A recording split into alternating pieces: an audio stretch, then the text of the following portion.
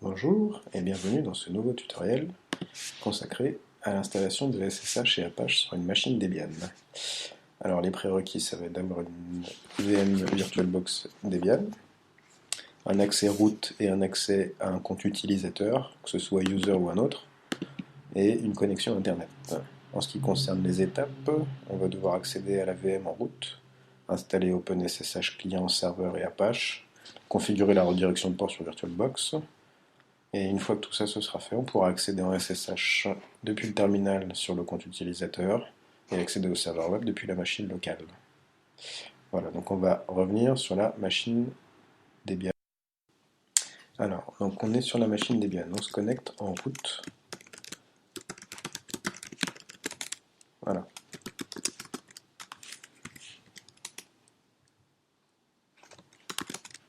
Donc je suis bien sur un Debian route. Donc là, la première astuce, enfin, la première commande, ça va être de faire un apt-get update pour récupérer les dernières listes.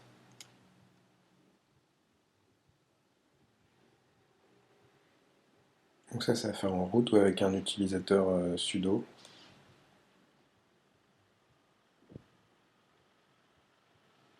Donc il vérifie tout ça. Voilà. Une fois que c'est fait, on fait un apt-get upgrade. On n'a pas de mise à jour à faire.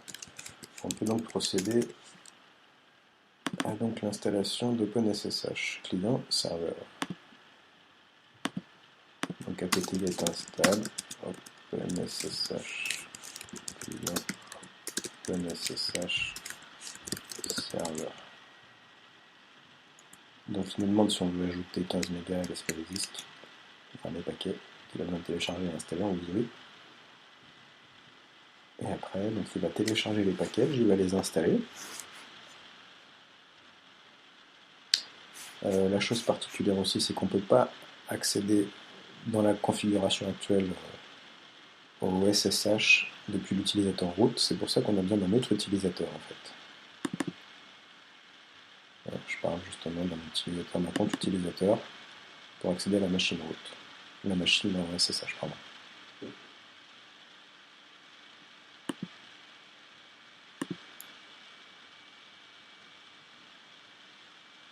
Il installe et configure.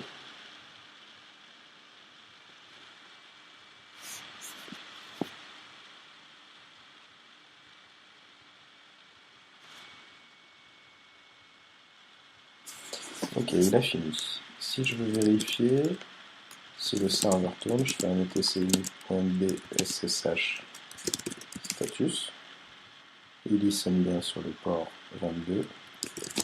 J'ai pas besoin de faire un stat, je le sais. Je peux maintenant installer Apache, apt-get install Apache 2. Si je mets un S, ça installe, c'est bon. Il me demande toujours pareil si on veut ajouter des packages et augmenter la taille de l'espace disque, on lui dit oui. Donc là, il récupère les sources.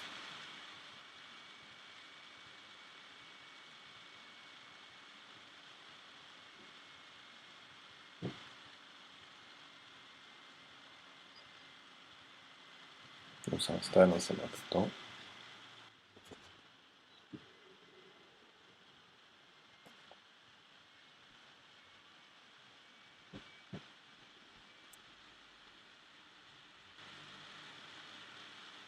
Ok, il a fini. Donc si on veut vérifier,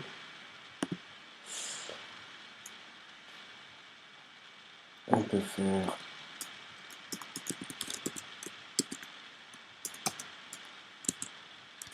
status et on voit bien que le service tourne. Si on veut être sûr de vérifier sur quel port il tourne, je fais un netstat-na que je mets dans un fichier. Je lis mon fichier et là je me rends compte que sur le port 80 on a un service qui tourne et sur le port 22 également. Une fois qu'on a ça, on va toucher à la configuration d'Apache en allant sur Apache, apache.conf. Voilà. on va chercher var w et on va vérifier ici. Voilà, la configuration maintenant se fait là. Aussi, le directory c'est celui-ci, on va le mettre sur home, ton nom d'utilisateur, un fichier, enfin un dossier. Ça, c'est à remettre sur nano-etc apache site enabled 0. Donc ces lignes-là, CTRL-K, on peut les enlever. Ça aussi. Ok, et donc on va essayer d'être cohérent. On va lui remettre un home web user www. Une fois que j'ai fait ça, je vais me connecter en utilisateur.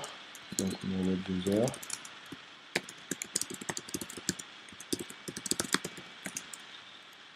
Ok, je suis bien sur home web user ici. Je vais créer un répertoire W comme dans ma config. Et là, je vais copier un var w html. Je vais copier l'index d'Apache. Juste dans le répertoire d'avant. Index. Voilà. Et là, je vais enlever index à underscore index.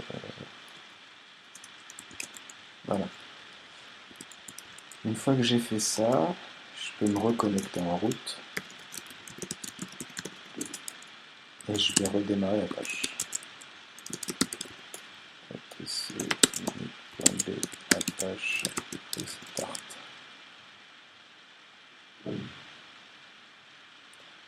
Ok. Donc là, je peux quitter en route et je peux quitter ma machine Debian. Une fois que j'ai quitté ma machine Debian, je vais revenir sur VirtualBox. Dans la machine qui tourne, je vais aller dans Configuration. Et là, ce qui est important, c'est d'aller dans Réseau, dans la redirection de port. Donc on va rediriger le service SSH, protocole TCP. Sur l'adresse IP, je vais la mettre au local. Sur le 80.85, 10.0.2.15. Et ça tourne sur les ports 22. Je vais valider. Je vais revenir sur la configuration sur le réseau. Je vais rajouter web sur le port 8086 15 pour le port 80. Alors, en ce qui concerne vos services en local, vous pouvez faire ça. Mettre-moi-na grep listen. Et là, je me rends compte que j'ai le service SSH sur le port 85 qui est bien redirigé. Le port 80, pas encore d'ailleurs. Je vais faire OK. Je vais faire OK. Et si je refais ça, je vois bien que j'ai 80-85, 80-86.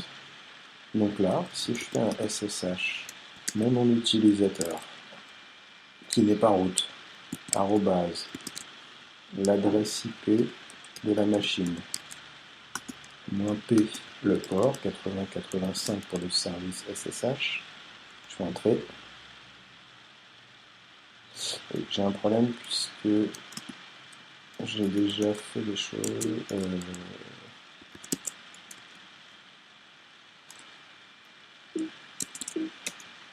Ok. Vous supprimez ça et vous refaites ça. Il va vous demander si vous voulez être fingerprinté, vous dites oui, votre password.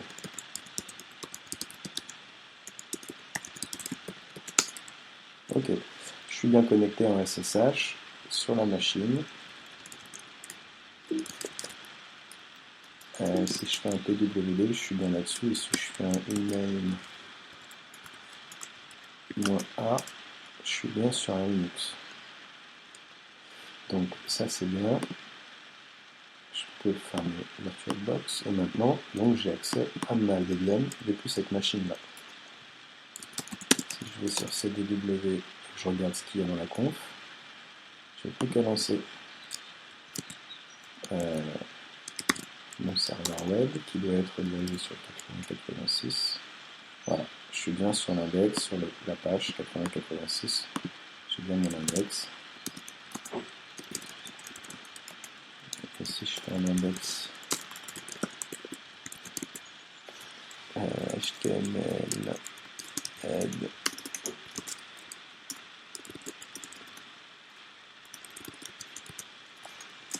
je vais mettre un petit title.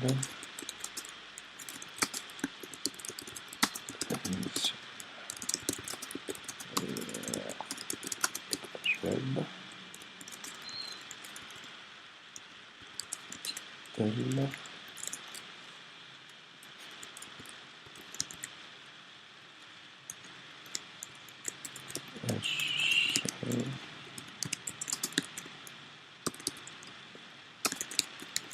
On va mettre un hello web server, ça suffira.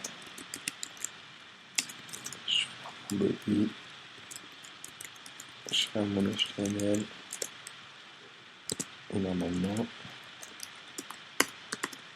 je reviens là, voilà, avec donc le code que j'ai mis, tout simple. Voilà, ça nous permet donc d'avoir un serveur web, d'avoir son accès à la machine Debian depuis directement ce terminal, donc via la ligne de commande SSH, nom d'utilisateur @adresse IP -p le port, quand vous êtes sûr d'avoir fait la redirection qui va bien sur VirtualBox. Voilà, ici. La configuration dans le réseau.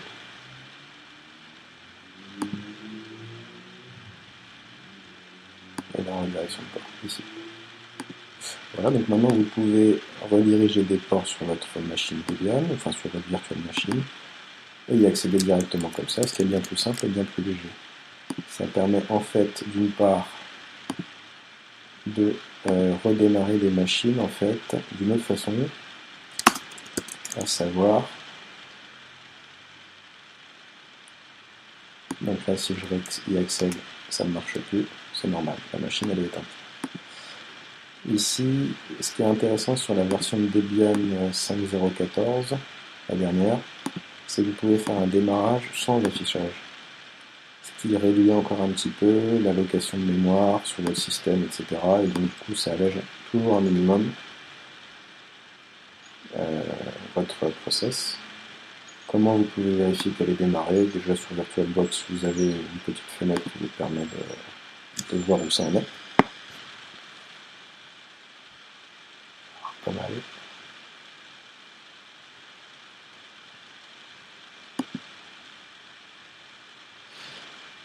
Ici.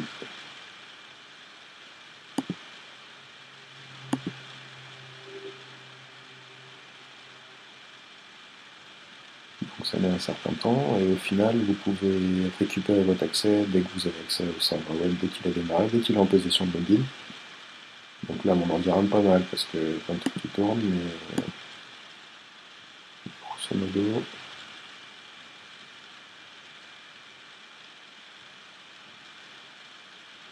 Voilà, on y est. Si je revérifie, voilà, j'ai bien accès à mon serveur web. Si je vais retourner au niveau SSH, voilà, il me demande une password, c'est que ça fonctionnait. Si je refais mon petit netstat sur Wilson, on voit bien qu'en démarrant ma machine virtuelle, ça démarre bien ses services.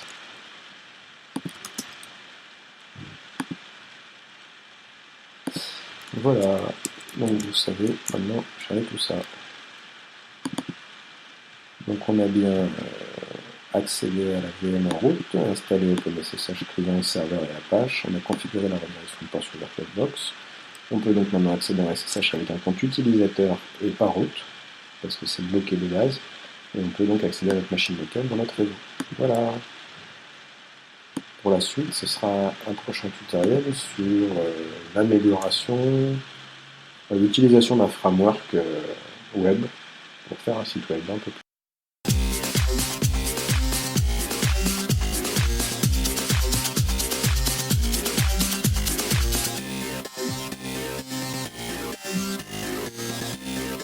DJ Bob Sinclair.